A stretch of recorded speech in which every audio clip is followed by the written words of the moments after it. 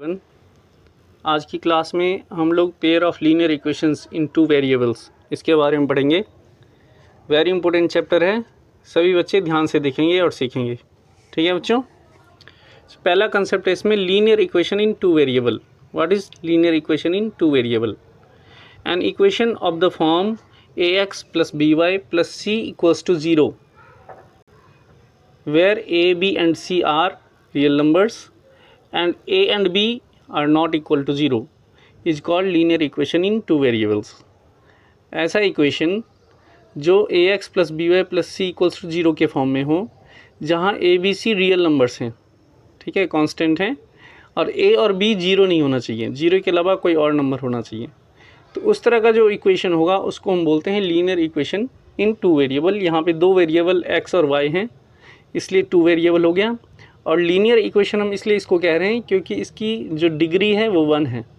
Degree क्या होती है? जो वेरिएबल की हाईएस्ट पावर होती है उसे हम डिग्री कहते हैं।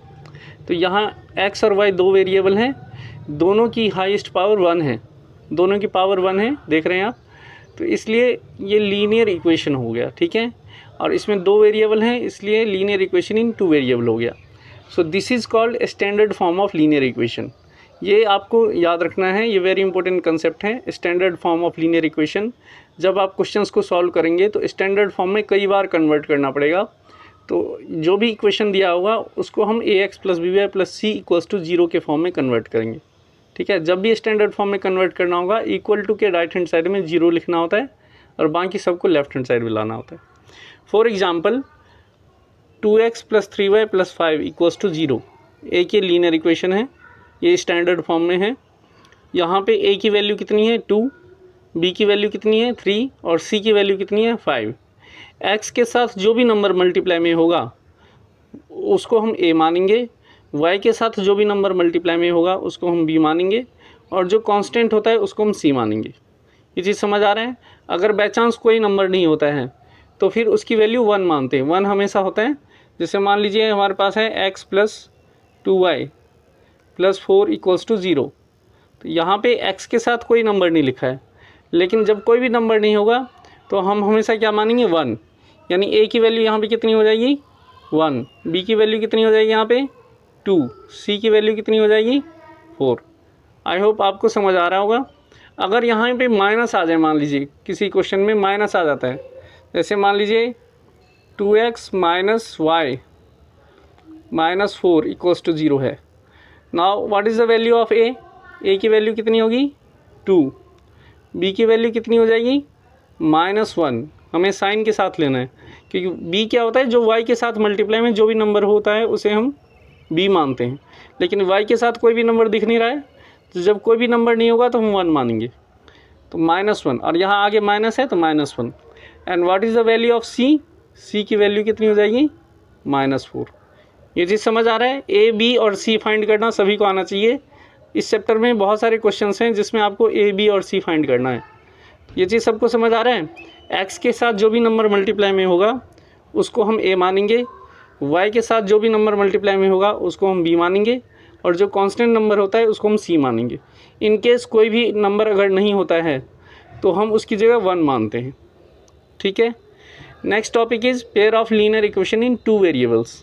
सो what is the meaning of pair? Pair मतलब दो इक्वेशंस जब एक साथ होते हैं तो उसको बोलते हैं पेयर ऑफ लीनियर इक्वेशंस। जैसे हम बोलते हैं पेयर ऑफ शूज़, तो उसमें 2 शूज़ होते हैं, है ना। पेयर ऑफ आइज़, तो 2 आइज़ होते हैं उसमें। इसी तरह से पेयर ऑफ लीनियर इक्वेशन है कि 2 इक्वेशन जब एक साथ होते हैं तो उसको बोलते हैं linear equations, pair of linear equation in two variable. इसका जो स्टैंडर्ड फॉर्म है ये है the general form of pair of linear equation in two variables is a1x plus b1y plus c1 equals to 0, a2x plus b2y plus c2 equals to 0। ये इसका standard form है, ठीक है। यहाँ a1 b1 c1 क्यों माना गया है? क्योंकि इसको हमने इक्वेशन 1 माना है, तो पहले इक्वेशन में जितने भी कांस्टेंट हैं उन सब में 1, ठीक है। x का कोफिशिएंट a1, y का coefficient b1, constant term c1, और ये जो है ये इक्वेशन 2 है। तो सेकेंड इक्वेशन में जितने भी कोफिशिएंट्स हैं उसको हम उन सब में हम 2 लगाएंगे। x का कोफिशिएंट a2, y का coefficient b2, constant term C2. So this is the standard form of pair of linear equation. ठीक है, यहाँ एग्जाम्पल दिया हुआ है, जैसे x plus 2y minus 6 equals to 0, 3x minus 5y plus 4 equal to 0. अब इसमें फर्स्ट इक्वेशन में देखेंगे और कंपेयर करेंगे कोफिशिएंट्स को. So what is the value of a1 is equals to 1, b1 is equals to 2, c1 is equals to -6. In the same way second equations में compare करेंगे और कोफिशिएंट्स की वैल्यू फाइंड करेंगे. सो वैल्यू ऑफ a2 कितना आएगा 3, value of b2 -5 and value of c2 is 4. सबको समझ आ रहा है? a1 b1 c1 और a2 b2 c2 ये वैल्यू निकालनी सभी बच्चों को आना चाहिए. इसको 2-3 बार देख लेना, जब यहाँ तक समझ आ जाए तब इससे आगे जाना आप लोग. Is it clear all of you? Okay. इसके बाद नेक्स्ट एक रिमार्क है कि graph of a linear equation is always a straight line. ये 1 मार्क्स में कई बार क्वेश्चन पूछा जाता है MCQ में कि लीनियर इक्वेशन का ग्राफ कैसा होता है. लीनियर इक्वेशन का ग्राफ हमेशा कैसा होता है? Straight line. जब भी आप ग्राफ ड्रॉ करोगे और स्ट्रेट लाइन अगर नहीं बन रहा है तो इसका मतलब आपका ग्राफ गलत है. ठीक है. So graph of a linear equation is always a straight line. You have to remember this point. And every point on the line is a solution of the linear equation. ठीक है. उस line के ऊपर जितने भी points होते हैं वो उस इक्वेशन का सोल्यूशन कहलाता है. ठीक है. एक लाइन बनाएंगे तो उसके ऊपर तो इनफाइनाइट पॉइंट्स होते हैं, तो जो भी पॉइंट होंगे वो उसका एक क्या कहलाएगा? Solution. So what is the meaning of solution? Solution क्या होता है? सोल्यूशन एन ऑर्डर्ड पेयर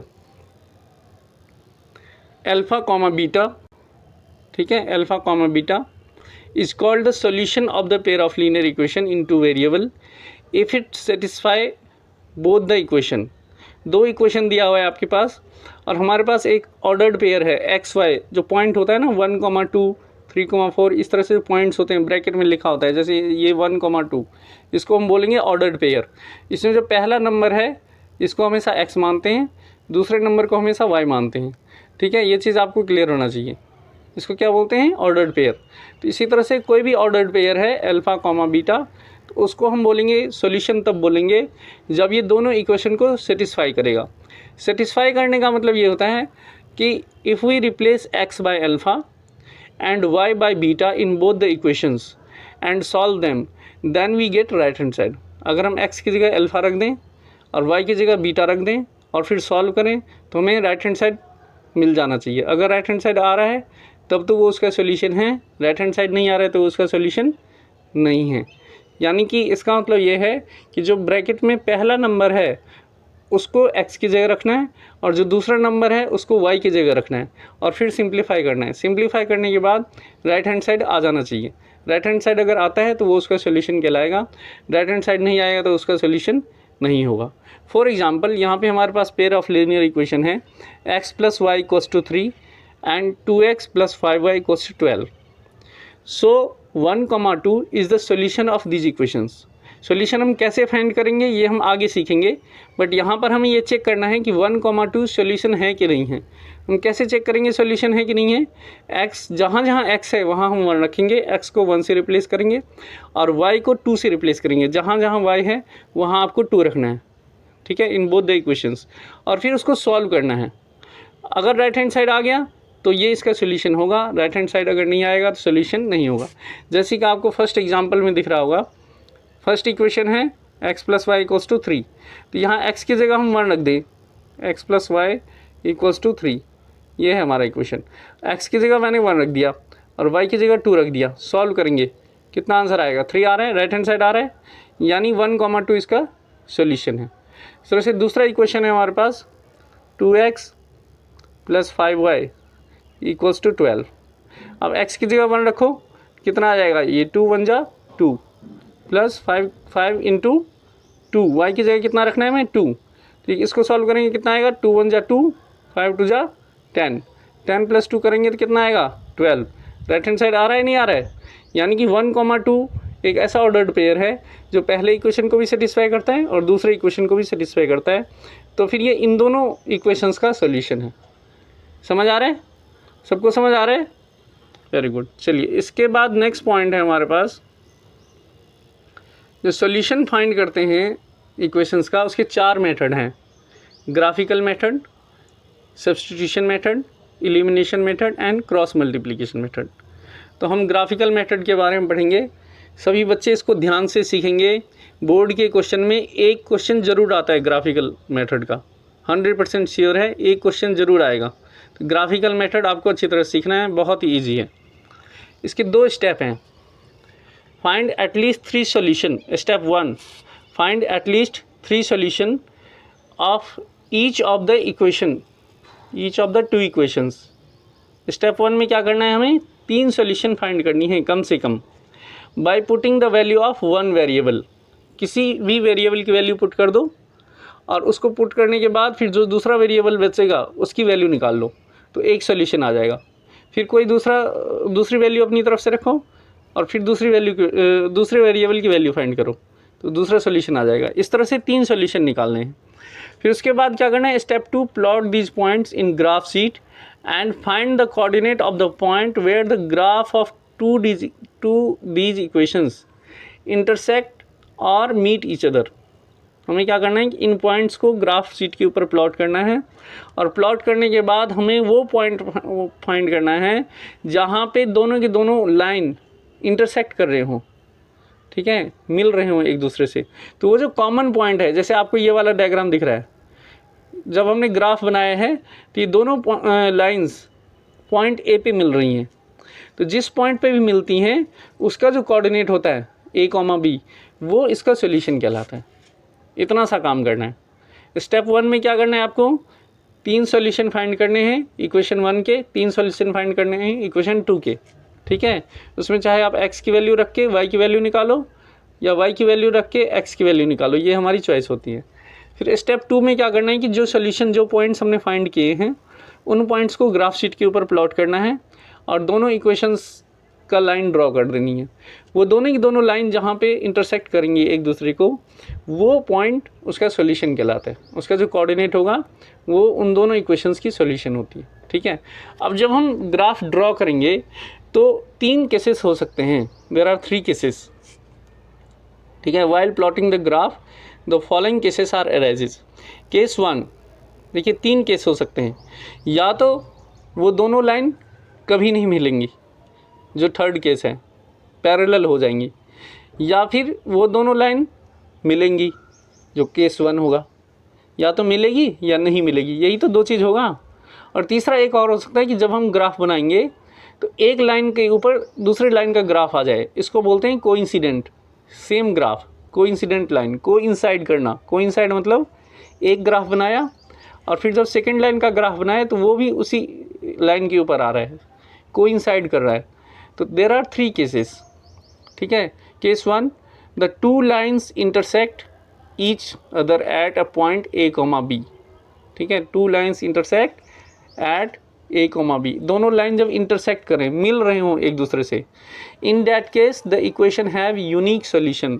ये वेरी इंपॉर्टेंट पॉइंट्स हैं, ये तीनों केसेस वेरी इंपॉर्टेंट हैं। आपको याद रखना है कि कब यूनिक सॉल्यूशन होता है, कब नो सॉल्यूशन होता है, कब इनफाइनाइट सॉल्यूशन होता है। ये सारी चीज़ें पूछी जाती हैं एग्जाम में, 1 मार्क्स में, MCQ में कई बार आया है। तो जब भी 2 लाइन एक दूसरे को इंटरसेक्ट करेंगी तो उस केस में कैसा सॉल्यूशन होगा, यूनिक सॉल्यूशन। और जहाँ पर भी इंटरसेक्ट करेंगी वो पॉइंट उसका सॉल्यूशन होता है, ठीक है। Case 2, the 2 lines coincide. Coincides मतलब same graph, coincides each other, यानी कि जब दोनों लाइन का ग्राफ एक ही हो, सेम ग्राफ हो।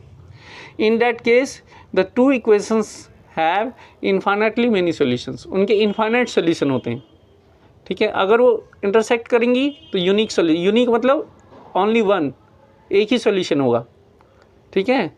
और जब कोइंसिडेंट लाइन होगा तो फिर कितने सॉल्यूशन होंगे, इनफाइनाइट सॉल्यूशन। जितने भी पॉइंट्स होंगे, यहाँ पे आपको दिख रहा है इस ग्राफ में जितने भी पॉइंट्स हैं, 4 पॉइंट्स दिख रहे हैं, 4 पॉइंट्स बनाए हैं मैंने। वैसे तो इसमें इनफाइनाइट पॉइंट्स हैं, जितने भी पॉइंट्स हैं वो सारे इसके सॉल्यूशंस होंगे। कितने पॉइंट्स हैं इस पर, इनफाइनाइट पॉइंट्स हैं, इसलिए इसके कितने सॉल्यूशन होंगे, इनफाइनाइट सॉल्यूशन होंगे। सबको समझ आ रहा है। अगर इंटरसेक्ट करता है तो कैसा सॉल्यूशन होगा बच्चों, यूनिक सॉल्यूशन। अगर कोइंसिडेंट लाइन होती है तो कैसा सॉल्यूशन होगा, infinitely many solution. And case number 3, the two lines are parallel to each other, यानी कि वो कभी ना मिलें। जब हम ग्राफ बनाएं तो कभी ना मिलें, यानी वो पैरेलल होंगे। पैरेलल होंगे तभी तो कभी नहीं मिलेंगे। अगर वो लाइन पैरेलल नहीं होगा तो कहीं ना कहीं मिल ही जाएगा, यानी इंटरसेक्टिंग हो जाएगा। तो अगर वो कहीं नहीं मिल पा रहे हैं यानी इंटरसेक्टिंग नहीं है, तो इसका मतलब कैसा होगा, पैरेलल होगा। इस केस में the equation has no solution, उन इक्वेशंस का कोई भी सोल्यूशन नहीं होता है। ये आपको थर्ड डायग्राम दिख रहा है, ये इंटरसेक्ट कहीं नहीं कर रही हैं, तो इनका नो सोल्यूशन होगा। आई होप आपको समझ आ गया होगा। आपको याद रखना है इंटरसेक्टिंग लाइंस में यूनिक सोल्यूशन होता है, कोइंसिडेंट लाइन में इनफाइनाइटली मेनी सोल्यूशन होता है, और पैरेलल लाइंस में नो सोल्यूशन होता है। क्लियर? ओके।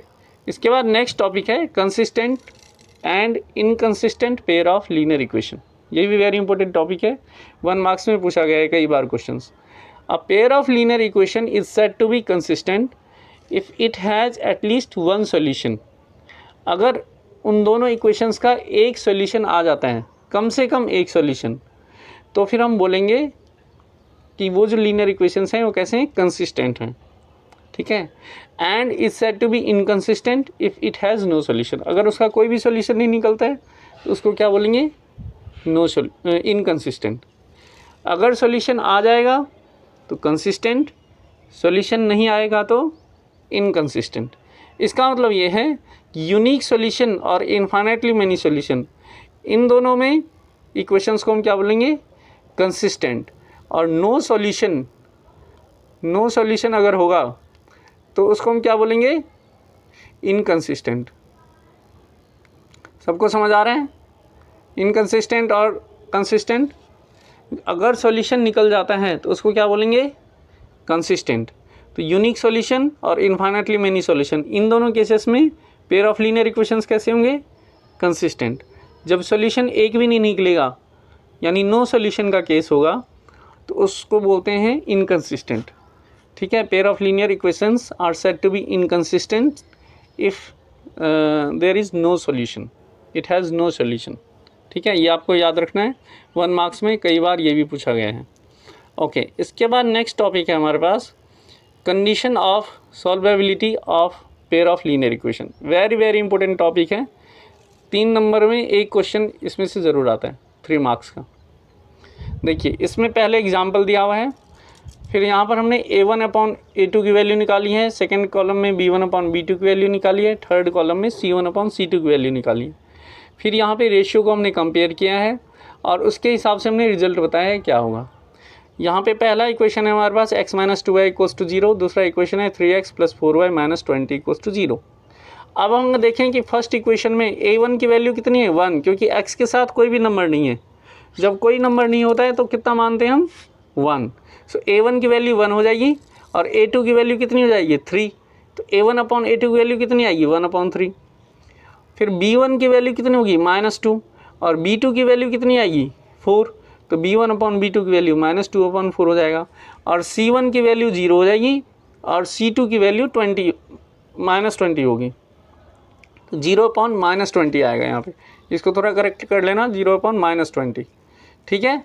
अब इसको हम अगर देखें, ऑब्जर्व करें, तो इसकी वैल्यू और इसकी वैल्यू डिफरेंट है, सेम नहीं है। 1/3 की वैल्यू और -2/4 की वैल्यू अलग अलग है। ठीक है। इसको आप कंपैरिजन बाय फ्रैक्शन भी कर सकते हैं।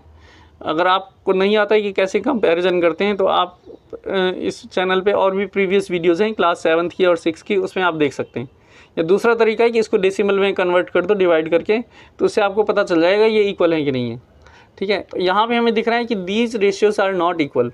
तो जब भी ये कंडीशन सेटिस्फाई होता है उस केस में इंटरसेक्टिंग लाइंस होती हैं। ग्राफ अगर हम बनाएंगे इसका तो इंटरसेक्टिंग लाइंस होगी, और इंटरसेक्टिंग लाइंस के केस में यूनिक सॉल्यूशन होता है। अब क्वेश्चन ये है कि हमें इस कंडीशन की ज़रूरत क्या है, हम क्यों इस कंडीशन को फाइंड करना चाह रहे हैं।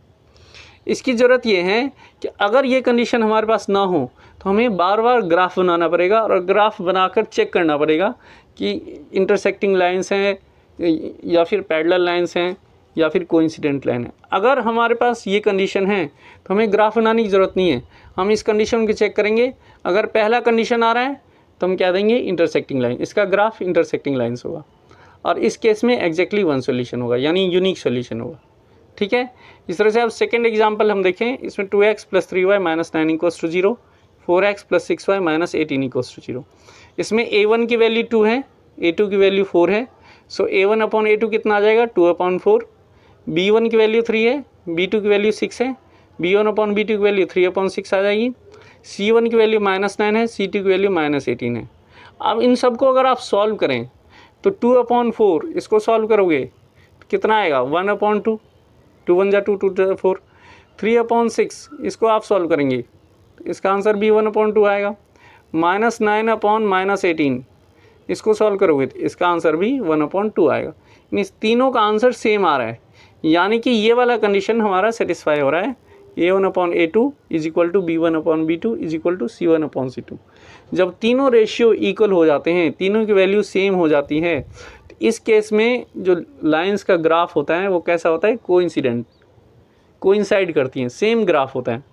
ठीक है, जब तीनों रेशियो सेम हो जाएंगी तो ग्राफ कैसा हो जाएगा, कोइंसिडेंट। ठीक है, कोइंसिडेंट लाइंस होंगी।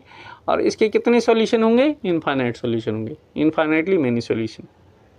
समझ आ रहा है सबको? वेरी इंपॉर्टेंट टेबल है, ये आपको याद रखना है कि कौन सी कंडीशन है, उसका ग्राफ कैसा होगा, उसके कितने सॉल्यूशन होंगे, ये तीनों पॉइंट याद रखने हैं आप। Okay, third example is x + 2y - 4 = 0, 2x + 4y - 12 = 0। अब देखिए इसमें x के साथ कोई नंबर नहीं है तो हम कितना मानेंगे 1, a1 1 हो जाएगा, a2 की वैल्यू 2 हो जाएगी, a1/a2 की वैल्यू 1/2 आ गई। फिर b1 इसमें 2 है, b2 की वैल्यू 4 है तो इसमें 2/4 हो जाएगा, b1/b2 की वैल्यू 2/4 हो जाएगा। c1 की वैल्यू -4 है, c2 की वैल्यू -12 है, c1/c2 -4/12 हो जाएगा। अब हम इसको अगर देखें तो 1/2 और 2/4 इसको सॉल्व करेंगे तो 2/4 इसकी वैल्यू भी 1/2 आएगी, नहीं आएगी, इसकी वैल्यू भी 1/2 आएगी। 2 1 जा 2, 2 2 जा 4, यानी कि ये वाला और ये वाला इन दोनों की वैल्यू सेम है। लेकिन अगर इसको सॉल्व करें -4/-12 तो इसका कितना आ जाएगा 1/3, 4 1 जा 4, 4 3 जा 12, यानी कि फर्स्ट और सेकंड वाला सेम है, थर्ड वाला डिफरेंट है। यानी ये कंडीशन सेटिस्फाई हो रहा है, a1/a2 = b1/b2 is not equals to c1/c2। ठीक है, दोनों सेम हो रहे हैं, फर्स्ट और सेकंड सेम है, थर्ड वाला डिफरेंट है। तो जब भी ये कंडीशन सेटिस्फाई होता है तो उस केस में लाइंस कैसे होते हैं, पैरेलल लाइंस। उनकी ग्राफ अगर बनाओगे तो कैसा ग्राफ बनेगा, पैरेलल लाइंस की ग्राफ बनेगी। ठीक है, और पैरेलल लाइंस के केस में कैसा सोल्यूशन होता है, नो सोल्यूशन। समझ आ रहा है सबको? ये वाला टेबल वेरी इंपॉर्टेंट टेबल है, 3 मार्क्स का एक क्वेश्चन आता है। अभी एक क्वेश्चन मैं बता रहा हूँ आपको, बोर्ड में ज़रूर आता है एक क्वेश्चन।